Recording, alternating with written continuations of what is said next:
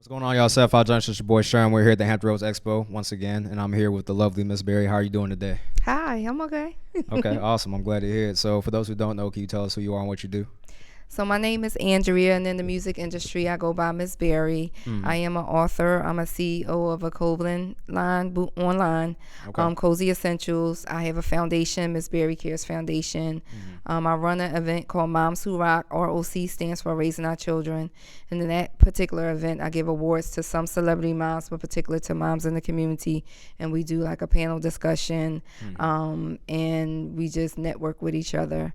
I have a management company as well, Miss Berry Enterprises. Okay. And I'm also the mother of Bryshere Gray, who plays Empire, who plays Hakeem on Empire. Okay, that's quite the extensive list. So, do you ever feel overwhelmed with all the things that you have going on, or do you have like a management? Well, you say you have a management company, but that management company, do they also help you manage like all your other avenues that you dabble in? It does, but because I'm actually the talent now, like I managed my son all the way to second season of Empire, and then I Okay. passed the torch over so I can manage my own brand. But then I found out that I had to get a manager for myself. So because I'm actually the talent now, so even though I have skills in management, it's hard to manage yourself Right. and all the entities and all the things that I do. And then I'm still a part of my son's career as well. So I got you. it's a lot. I mean, it's a good thing though too, because I mean, you being a manager, you also know what a manager should have, what aspects they should have about them, how they conduct themselves. You know what to look for. So Right. I guess it does help you in the long run too, as Yeah. far as identifying like who is a good manager and a bad manager. Right. So having your son be Hakeem on Empire, what was that like as far as like when he first got the role? Like, can you explain the experience like that your son had and the moment that you guys shared essentially? Yeah, are you asking how he got it, or like how I was feeling when he got it? So how you guys were feeling, kind of. So obviously when Oh, we you were audition for the happy. role and stuff, and it's Yeah. like, okay, yeah, I got the role. Like, so what was that moment like for you guys? The moment, well, I had been managing him as a rap artist and trying to develop him into a quadruple threat, which means that not only could he rap, that I wanted him to sing, I wanted him to dance, I want him to model, anything legal he was going to be doing. Okay. And so therefore I had to nurture all of his talents and pull all of it out and put him into artist development and show him that he can do all those things. So once I did that, when he did a performance, he would go into acting mode without even knowing it. So he would go from Bryshere to JayZ. So that means that he would be with his dancers and his band. I put a live band behind him. Okay. They would have to exchange clothes in between sets, which that's something that none of them knew how to do within 2 seconds, because it was a whole set. It was a production. Anytime we perform, it was like a production. So I kind of like trained him without him knowing how to act. So I brought in another manager who I felt like had a longer arm to get him to where I needed him to get. And that manager called me and asked me, would JayZ be interested in acting? And I said, I didn't ask him. I was like, sure, he's going to do it. And so when I talked to him about it, he was like, okay. And then once he got the role, because I practiced with him, I was Cookie, he was Hakeem. And when we actually did the audition, they wanted to do an audition via video first. And he actually came up with the idea of putting makeup on, because the scene they wanted him to do was the scene after he got punched from Taraji. He had to do a scene with a black eye. They didn't ask him to put makeup on to have a black eye. He called my makeup artist, had them put the makeup on him like he had a black eye, so they can see the full effect of what he can do, which I thought was brilliant. That was all his idea. So we did the audition, we filmed him. The next day we get a call saying that they wanted to fly him out. So I'm all excited. I'm done called out from work, because I still work my full-time job. I've been there for 19 years. I work in the medical field. So we get the call that they want him to come now. Fox they want to see him in person. And I'm like, I'm going to, and this, that, and the third. So it was the last, they was going to pay for him, because he's an adult. They're not going to pay for the parent. So I had to find a way to get a flight. I got on my flight first, and he missed his flight. So when he missed his flight, I was like, oh my God, they not gonna want him now because he done missed his flight. So I done got all the way to LA. And that's when I realized, because my phone wasn't on, that he wasn't coming. Now I'm depending on him to get in his room because I can't afford to get a room, and he done missed his flight. So I'm like, where I'm going to stay? So the airport actually got me a room at the hotel, and because I was like, I'm not flying right back. That was 6 hours. I'm not flying all the way back. So I flew back the next day. Fox decided to say, we really like him. Lee Daniels too. They was like, well, I really like him. I want to see what he can do. So they flew him back like the next day. I couldn't come back. So they flew him back. He went for the audition.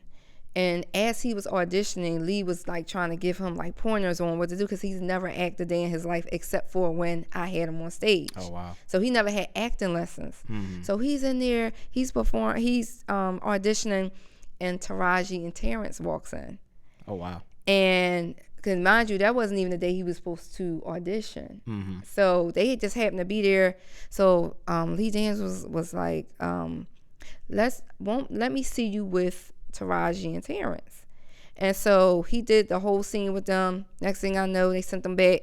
A couple of days later, I'm at home, just coming home from work, and we get a call. Well, my son got the call on his phone saying that by Lee Daniels, and he was like, I'm just calling to say hello to Hakeem.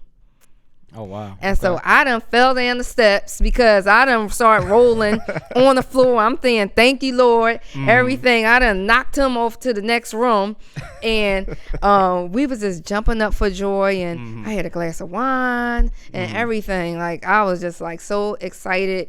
And then from that point on, they did the pilot for it, and then they connected Bryshere and JayZ together because they had to have a bond, because they wanted it to be real. Because they didn't know each other. So they FaceTiming on, FaceTime each other to go over the scripts together until they was able to fly him in, for where they were, for a location. Right. And they picked Chicago. So that we was happy.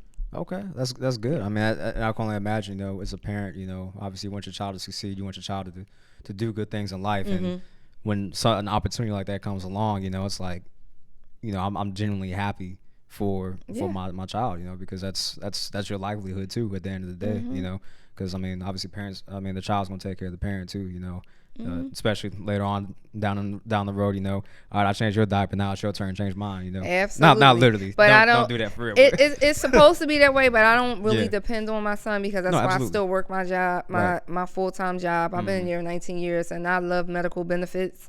And in the entertainment business, if you're a manager or if you're doing other things, like you don't always get those benefits. You got to create that, of your own, like getting Cobra or something, like, which is way more expensive. And plus, I decided, because he was so young, I didn't really know which way he was going to go as far as taking care of the parent. Right. Okay. So I was an independent woman from day one, and I'm going to continue to be that way. Okay. If I need something, I'm going to call, and if I don't get it, it's going to be a problem.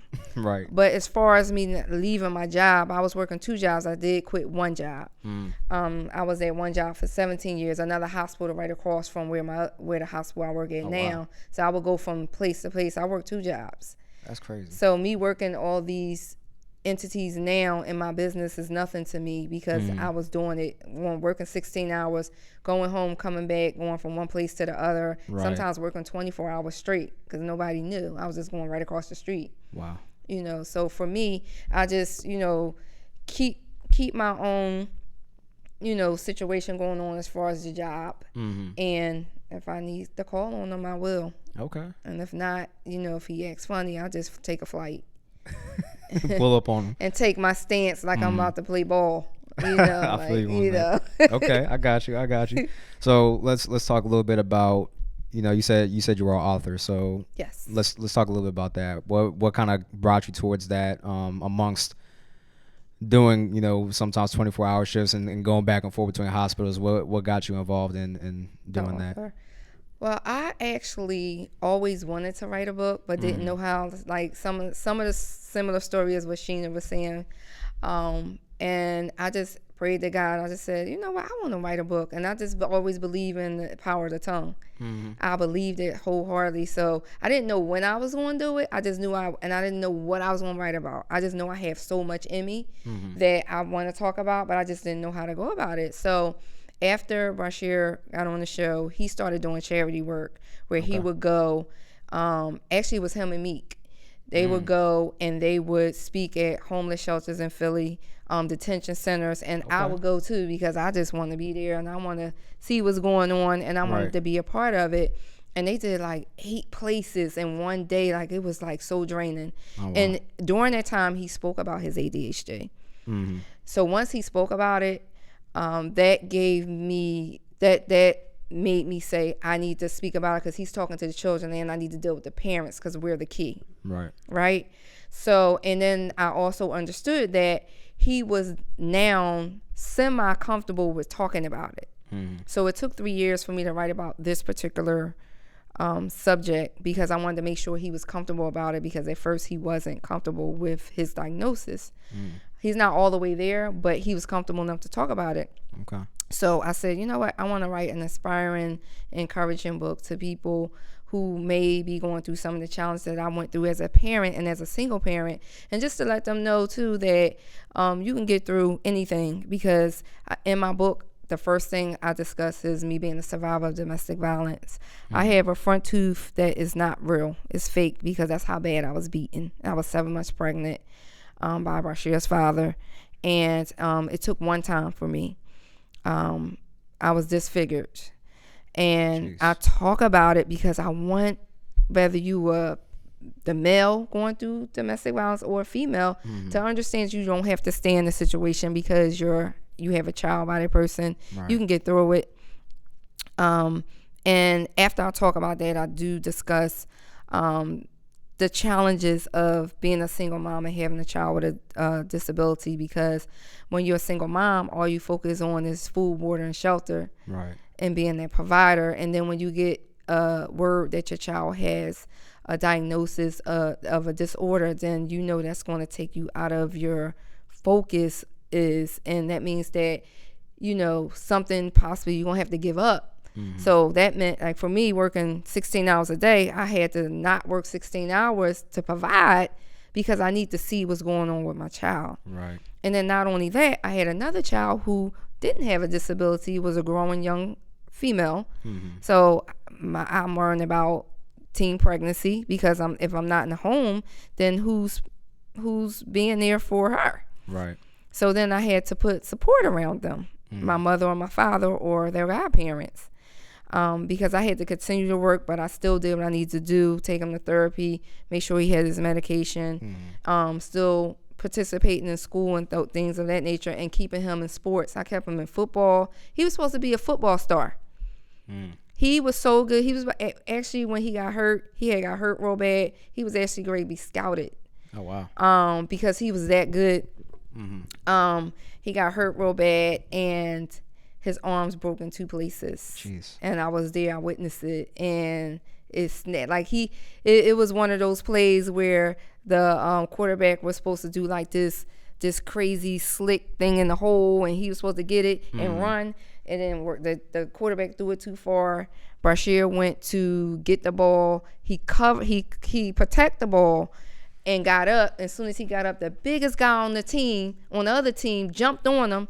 And while he was getting up, so it snapped his hand. He didn't realize his hand was broke. I saw it. So he grabbed the rock and was running because he was a great running back. Like, they couldn't catch him. And until he realized his hand was dangling, and then he collapsed. And then it was a 6-month period of recovery. And that's when I talked him out of being a football player. So that was 9th grade. He wasn't doing that. So during that recovery time is when he decided to be a rapper. Okay. Because he had nothing else to do. He couldn't go outside. I was like, no, you're not doing that. So that's how he became a rapper. So okay, I got you. Well, and that, I mean, your story that you wrote about and that you tell is very powerful. You know, because a lot of people they feel trapped in relationships, and like you said, they feel trapped because they have a kid or whatever. And you know, in some cases, unfortunately, it becomes too late as far as domestic abuse is concerned. You know, because it does progress, you know, as it goes on. So the Right. fact that you put your foot down immediately is good, you know, and people need to do that more often because I mean, and the people that are committing it, they need to get help, you know, because I mean, you shouldn't be doing that to people. Period. You know, I mean, Right. everybody. But they sick, and Yeah, they're definitely. sick. And the thing about it is, like for me, it's like I love God, I love myself, and I love my children. Absolutely. So if I felt like if he did this to me, I knew that he would do it to my children, Yep. and one of them wasn't his. I didn't have my daughter around as it is because around him as it is because for me it's like I wasn't married. I already had one child out of wedlock, so I was Right. real careful. Like I would get up in the morning, take care of my daughter, do everything I need to do for her, and then because I live with my mom, then I put her to bed, and then I would go to Bryshere's father's house, and that's why my daughter wasn't there when I got beat so bad. But it wasn't because I didn't come home. My mother had to come get me because I was embarrassed the way I looked, and she came and got me, and because she knew my regiment was, I would get up, and I was home by 5 a.m. to take care of my daughter. Like I would stay there overnight, but then I would leave. You know, and when I didn't come home, my mom came and got me, and she saw me, and then I had to get a restraining order, things of that nature, and handle things that way. Jeez. So I talk about that in the book. I talk about Bryshere's ADHD and being a single mom, and I also talk about my management skills and how our artists developed and the things that I did to pour into him and to nurture his gifts. And also about me keeping my morals, integrity, and character as a woman in the industry, because I had a Me Too moment, whereas though someone that I reached out to thought that they can feel and touch on me, and think that I was going to allow that just for them to get my son to where he was. And I just had to take my stance once again, Right. and let them know who I am and how intelligent that I was, and that you must don't know who his mother is. I said, so you can go ahead and try to play these games if you want, but you're going to see what I'm talking about. You know, that I don't need that, and that's not happening. Right. So that's what I talk about in my book. Okay. Well, that's got to be a good read then. So let's talk a little bit about, you know, your son being in the industry as far as like entertainment is concerned. Do you feel a need to protect him because obviously he's in the limelight now? He's got a lot more attention to him. So what is that like from a parent's perspective? It could be difficult at times, but Bryshere is very smart. He's very smart, and I put enough people around him to help him throughout. And also when he's on the set of Empire, like everyone was very good with. They are very protective over him. Like even me and Taraji be going toe to toe. Like I'm like, that's my son. She's like, that's my son. I'm like, I got the birth certificate. You know, like sometimes I feel like they really believe that's their kid. Like I'm like, listen, I got proof. I got receipts. Right. So, you know, they're very protective over him, and they watch over him. I remember when Bryshere first got on Empire, he posted something. Taraji called him and was like, I wouldn't do that. Take that off. She all crazy as all that. Yeah, so, Okay.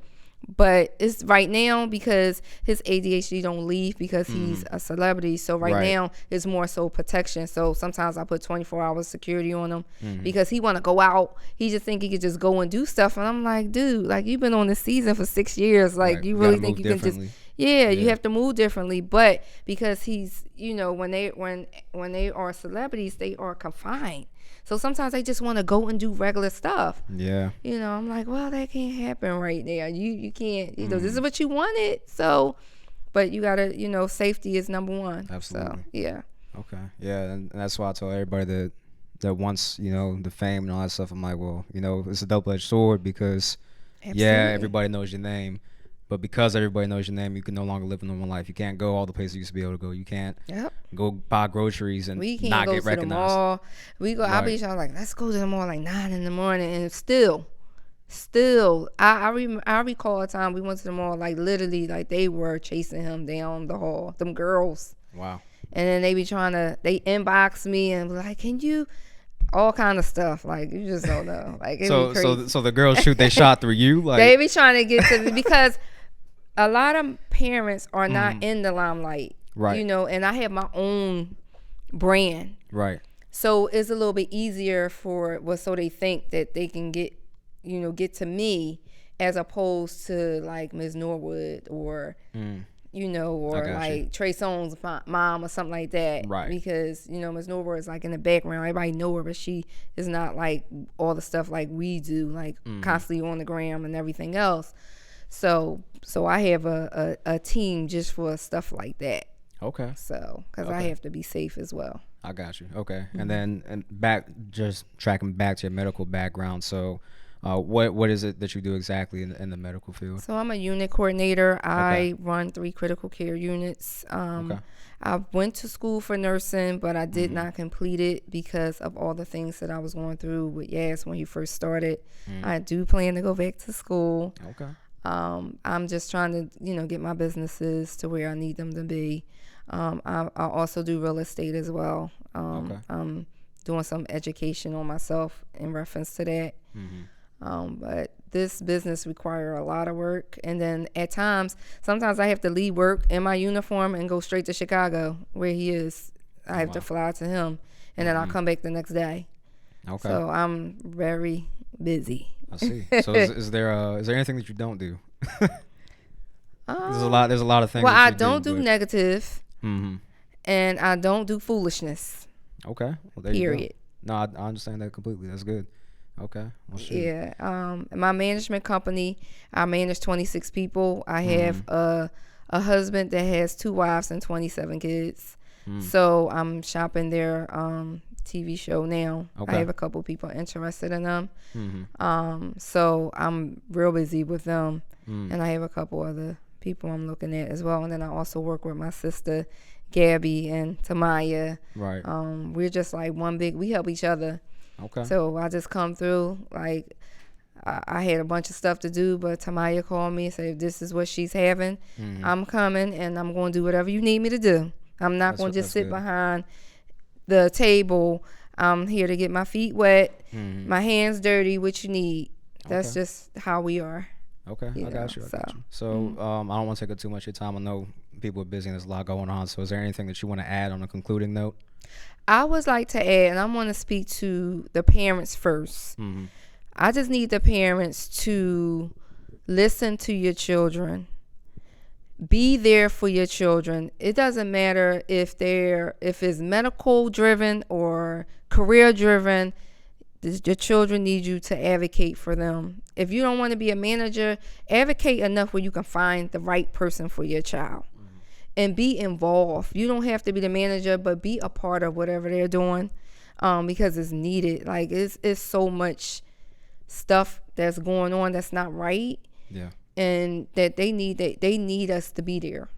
They need us. And then to the artists, I just need you to step out of the box. Don't put yourself in the box. My son wanted to be a rapper. There's nothing wrong with being a rapper, and I'm not gonna say just a rapper, but his career path, he wants to be a rapper, and I said, no, you're going to be a triple threat. Okay. Because it's a million rappers out here. What's going to set you aside from someone else? Absolutely. We ain't wasting no time with none of that foolishness. You going to stand out, because just like Elijah said, when he came into the room, I'm going to just tell this quick story. JayZ do this event in Philly called Made in America. And before my son got on Empire, I was traveling. I would drive 24 hours to Wisconsin. It's this rapper, this artist called Tone Trump. Okay. And Tone Trump said, y'all get there, y'all can get on any show that I get on, because I bang with you. I said, all right, cool. You ain't saying nothing. I packed 6 people in a little car, and we had 1 hotel room. We went to Wisconsin. When we got there, I sent my street team. I said, go to the malls and let people know. I had my own flyers with his face, everything on it. I said, go to the mall, let people know where you're gonna be. I'm gonna sleep in the hotel until y'all come back. Okay. But I had my security with him. We go to the venue, we perform. The next day, like 5 in the morning, we back on the road again. We was on the air for 4 hours. Oh wow. And we all stayed in one room, right? And the next spot we went to was came to Virginia, Alexandria. Same thing. This time we had 8 people. We was I thought we was gonna get locked up because we had so many people in the car. You know how they stop you? Yeah. And that's just what we do. But one thing is, you gotta just do what you gotta do. I had a lot of people tell my son no, because they thought he was a singer. They say he don't rap. He looked, basically because the way he looked. Right. He don't rap. He doesn't rap, but then when he opened his mouth and spit, you'll see, what I was talking about. But what I did, I created a lane for him. I had to create a lane for him. Okay, he can't be in this lane. Oh, y'all saying he ain't good enough for that one? Okay, well, we gonna create one. And by the time I finished with him, people was paying us $1,500 for their child's Sweet 16 because they knew I was coming with my dancers, my band, my smoke machine, our outfits, a gift, and roses. I put a whole production together. It's basically a package. Absolutely. Okay. They knew there was going to be a show, all for 15 minutes. 15 or 20 minutes. And and like I said, JayZ did he do Made in America. And my son, he was like, Mom, I'm going to perform I'm going to be on the stage one day. I said, I know you're going to be on the stage because you forgetting who your mother is. So when JayZ first did it, we found out where the hotels was because it was close by. I was like, all right, you're going to get your stylist. We're going to dress you up.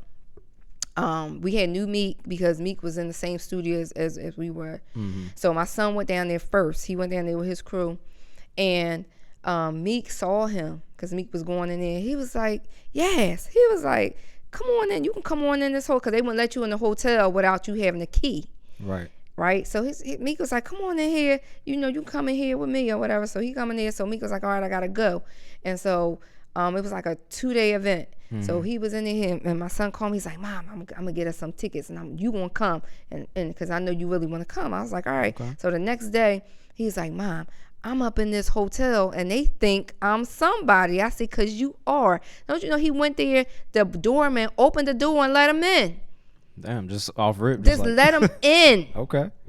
And so he called me. He was like, Mom, you got to get down here now. So I had to call somebody that can drive me because I didn't have nowhere to park. And I found somebody to drive me down there, drop me off. We was in there. We met all these different people. We met JayZ silent partner. Oh, wow. And everything. I was passing out his CDs, everything. Because some people that was there that know us now remember the CDs. They said, I still have the CDs that you gave. And then the next year, JayZ was on Made in America. Wow. He was on stage performing. That's crazy. So I'm saying to the artists, don't never give up.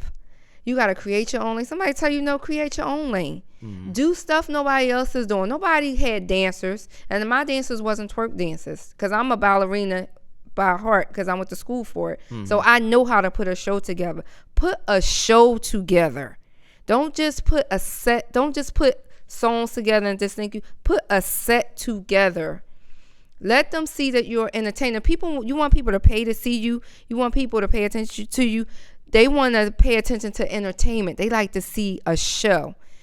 And there were times where we were performing in bars. I took my whole team, but my dancers knew that if the stage was this big, then only 2 of y'all gonna be able to perform. So they know how to conform to that.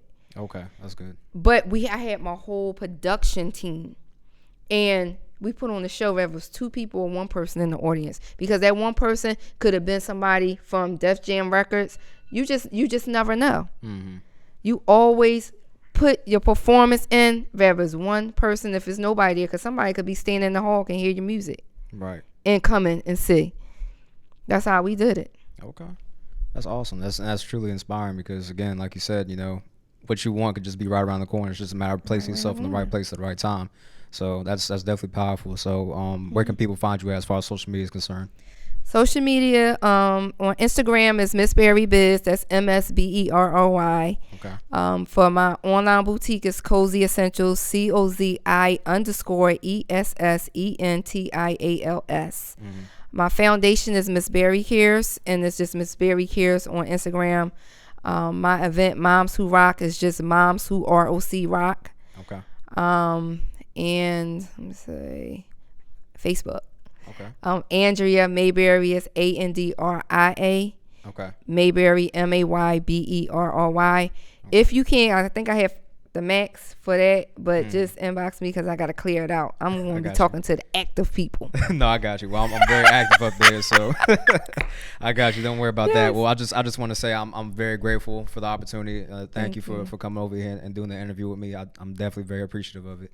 Thank you. I am grateful, very humble, and I do appreciate your platform. to you, keep doing what you're doing. You are such an awesome host. I appreciate and your that. hospitality and your mannerisms is on point. So thank you. I appreciate that very much. Thank you so much. Thank you so much. All right, everybody, make sure you follow her on all social media platforms. I appreciate you once again, Ms. Berry. Thank you very much. Yes, thank you. Absolutely. All right.